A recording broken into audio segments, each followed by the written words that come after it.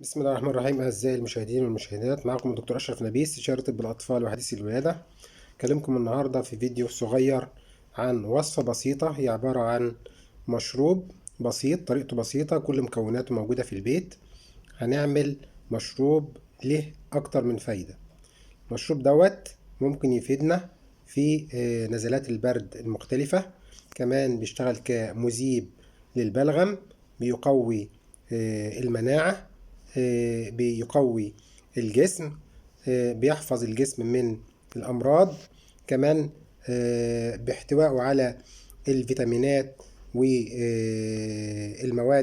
المضادة للأكسدة بيمنع الكثير من الأمراض، زي أمراض المناعة، أمراض الفيروسات المختلفة، أمراض البكتيريا المختلفة.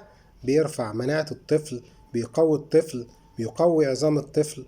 كمان بيزود الصحة العامة، بيزيد الوزن، بيفتح شهية الأطفال للتغذية.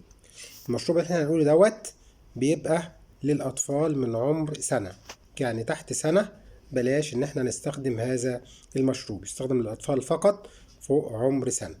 مكونات المشروب ده عبارة عن عصير ليمون زي اللي انت بتعمليه في البيت بالظبط. بجيب الليمون واضربه في الخلاط، بس ما تحليش بسكر، هتحليه بعسل النحل عشان ياخد كل الفوائد وكل المواد اللي موجودة في العناصر الموجودة في عصير الليمون، وكمان كل المواد الغذائية والعناصر ومضادات الأكسدة اللي موجودة في عسل النحل. فاحنا كده حصلنا على الفوائد المضاعفة لهذا المشروب.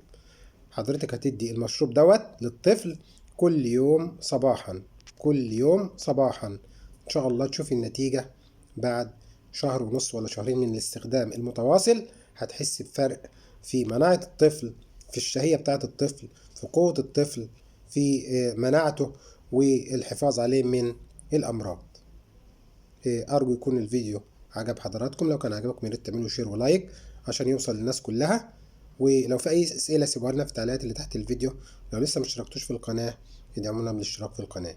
إلى أن نلتقي في فيديوهات أخرى، لكم مني كل التحية، والسلام عليكم ورحمة الله وبركاته.